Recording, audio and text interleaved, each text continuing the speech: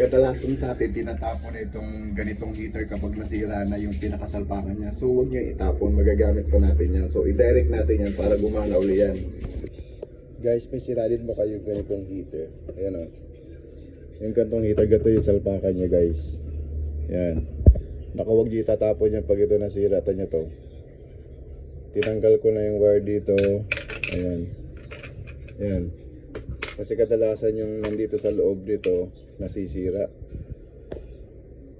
Yan ang sa loob nito yung pinakatanso niya para gumana itong heater na to. So ang ginawa ko guys, ayan, dinirect ko na siya. Ayan guys, oh. Ito yung pinaka wire nito. Yan. Kaya kung meron kayong tuwag yung itatapon. Ayan, oh, dinirect ko sa loob. Wait lang guys. So dinirect ko yan guys. Kaya kung meron kayo nito, huwag yung itatapon yan. Sayang. Magagamit nyo pa yan kung wala pa kayong ipambibili. So ating itry guys. Papakita ko sa inyo gumagana. Alam nyo guys, meron akong payo sa inyo. Kapag may heater kayo, susundin nyo yung max na level ng ano niya, ng tubig. Huwag nyo susobrahan kasi umaawas. Kaya kadalasan nasisira yung heater natin. So dapat ilalagay nyo lang dun sa pag pinakamataas, dito lang sa max niya. Dito guys, oh. Ang dilim.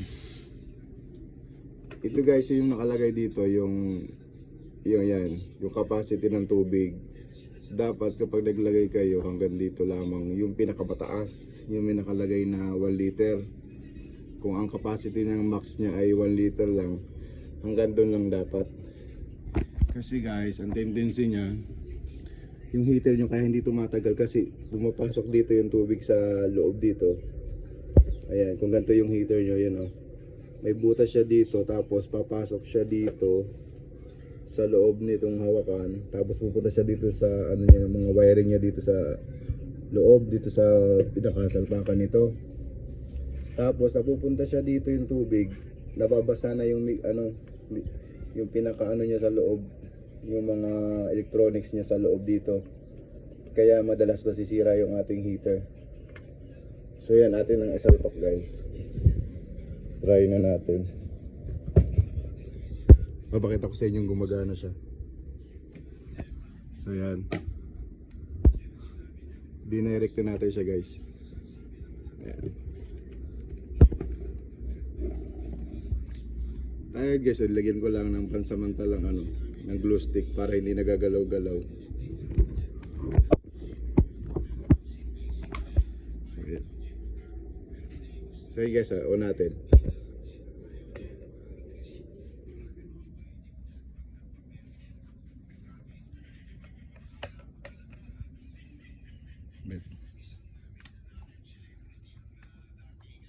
Ano na siya.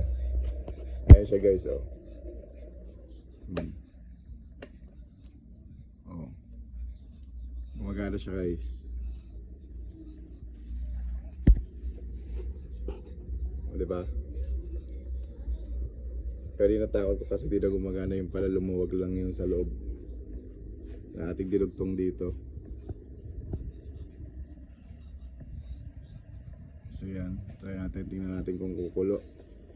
Yan guys, ah.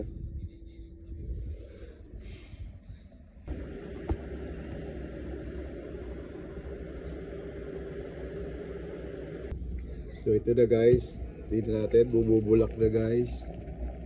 Oh, legit ba? Kaya pag meron kayong ito, huwag nyo itatapon. Oh, magagamit nyo pa yan. Oh, ito yung na-direct yan, ah. Oh. Oh, pakita ko sa inyo, automatic automatic nagpa-power off. Dahil kulo na. So yun guys, oh. Dinirect natin dito. Yun lang guys, maraming salamat. Sana may natutunan.